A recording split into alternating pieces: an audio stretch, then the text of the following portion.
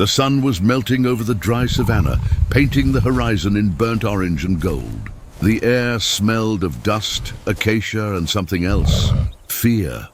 Ethan Miles, a retired wildlife photographer from Montana, stood on the edge of the tall grass, his camera hanging loosely from his neck. He had come to Kenya to find peace after losing his wife 2 years earlier. But peace, it seemed, had found a different way to reach him that evening. He was following the faint growl of a lioness he had heard minutes ago. Usually he kept a safe distance, but something about the sound made him move closer. It wasn't the deep, commanding growl of a predator. It was strained, desperate. Then he saw her. A lioness lay under a withered acacia tree, her golden coat stained with dust and sweat. Her sides heaved violently. Her eyes, half wild, half pleading, locked onto his. Ethan froze. He had seen animals give birth before, but this was different. She was alone, injured and weak. One of her hind legs looked swollen and bloodied, likely from a fight with another lion or a poacher's snare. She was struggling to deliver her cubs. Every instinct told Ethan to back away. He was in her territory. One wrong move, and he'd never make it back. But as he looked at her trembling body, something stirred inside him, something human, something aching and familiar. He remembered his wife Anna, lying in a hospital bed, fighting to bring their daughter into the world, gasping for air as machines beeped around them. He had held her hand through that storm. And now, 2 years later, he couldn't walk away from another mother fighting for life. "Easy, girl, easy," he whispered softly, his voice shaking. The lioness growled low, but she didn't attack. Her breathing quickened, her body twisting with pain. Ethan knew if he didn't help, she'd die, and her cubs with her. He slowly took off his jacket, his heart hammering. He'd worked around wildlife his entire career, but never this close, never like this. Step by cautious step he approached, talking to her the way he used to calm skittish horses back home. When he was just a few feet away, he saw what was wrong. One of the cubs was stuck. The lioness was exhausted, her muscles trembling, unable to push any longer. Ethan dropped to his knees, his fingers trembling as he reached for his pocket knife. He didn't know if she'd let him touch her. She could kill him in a heartbeat, but when his hand brushed her flank, she didn't strike. She only let out a soft rumble, half warning, half surrender. "Okay," he breathed. "We're gonna do this together." The next few minutes felt like hours. He used his jacket to cover part of her body, shielding his hands as he carefully helped free the cub. His arms shook from fear and adrenaline. The lioness growled, but she didn't move. Finally, with one last pull, the cub slid free, lifeless and still.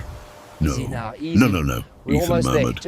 He rubbed its tiny chest, cleared its nose with his fingers, and gently blew air into its mouth like he'd seen vets do before. For a moment, nothing happened. Then, a faint cry. The cub moved. The sound pierced the air like a miracle. The lioness let out a deep, trembling growl, her eyes locking with Ethan's. It wasn't a threat. It was something else. Something ancient and pure, gratitude. He carefully placed the cub near her belly. Instinct took over. The mother nudged it close, licking its tiny body, cleaning it with fierce tenderness. But it wasn't over yet. There were 2 more cubs to come. The next one arrived faster, and the lioness did most of the work. Ethan sat back, covered in sweat, his heart pounding. The world around him was silent except for the heavy rhythm of life unfolding before him. When the last cub was born, the lioness licked it clean and nudged it toward the others. Ethan sat still, not daring to move. The fading sun cast a soft light on the scene. 3 newborn cubs, alive and breathing, nestled against their mother. For a brief, beautiful moment, the boundary between man and beast disappeared. It was just 2 living souls, one who had given life and one who had helped it happen. Ethan felt tears in his eyes. He had come to Africa to capture life through a lens, but tonight he had touched it with his hands. He slowly stood, stepping back, ready to leave her in peace. But as he turned, a deep growl rumbled behind him, louder this time, heavier. He froze. From the shadows beyond the tree line, another lion emerged, massive, scarred and glaring straight at him. The alpha male. Ethan's breath caught in his throat. He had just helped the lioness survive, but now he might not make it out alive. The male took a step closer. His golden eyes locked on the man standing near his family. The savannah went silent, and then something shocking happened. The alpha lion's growl rolled through the dusk like thunder. Ethan's knees nearly buckled under the sound. Every instinct screamed, "Don't move." The lioness, weak but alert, lifted her head.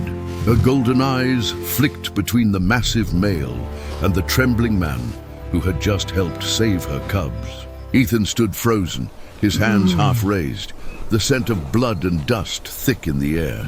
The lion's mane glowed in the fading sunlight, a crown of shadow and flame. He stepped closer, muscles rippling under his tawny coat, his deep amber eyes fixed on Ethan.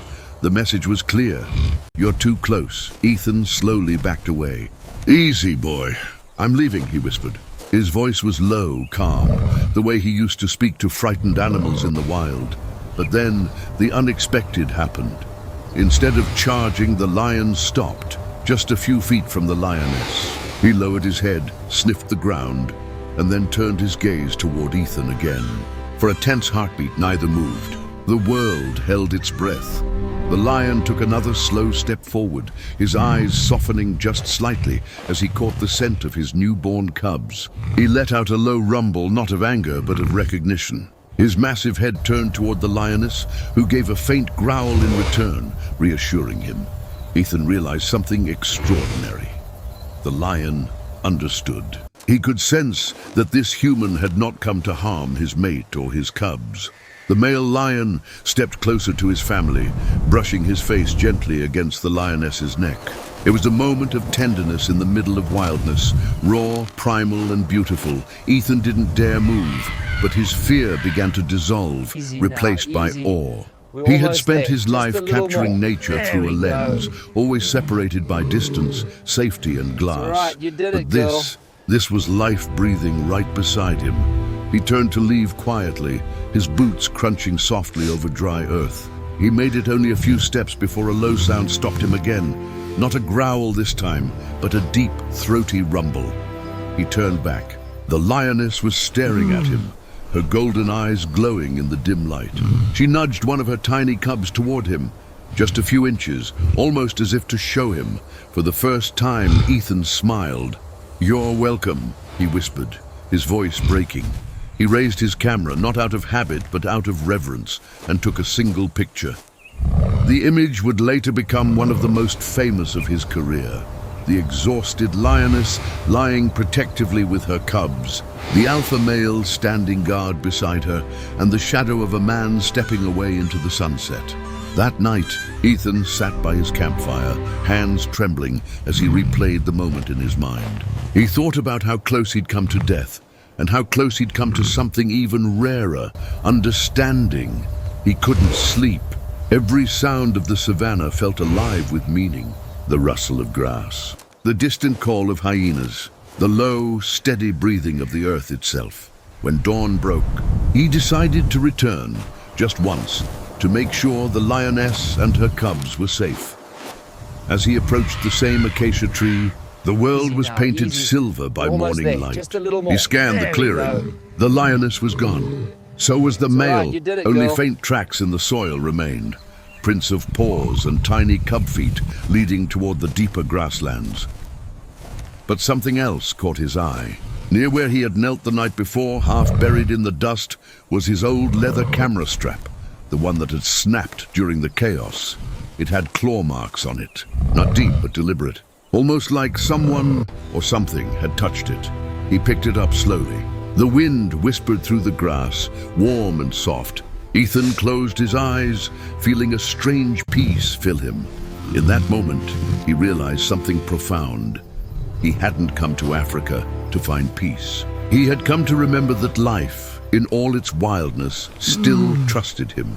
6 months later, Ethan's photograph was featured on the cover of National Geographic. The title read, "Between Man and Beast, A Moment of Trust." The story went viral, shared by millions, debated by scientists, and cherished by animal lovers. But what most people didn't know was that Ethan never returned to that exact spot again. He said the bond he shared that night didn't need another meeting. It was complete in its own wild, wordless way. Sometimes late at night, he would sit on his porch in Montana watching the stars. And just as the wind swept across the plains, he could almost hear it again. The deep, rumbling purr of a lioness, somewhere half a world away, and in that sound, he always heard Anna's voice too, soft, patient, eternal, whispering through the wild. See, Ethan, love never really dies. It just finds new ways to roar.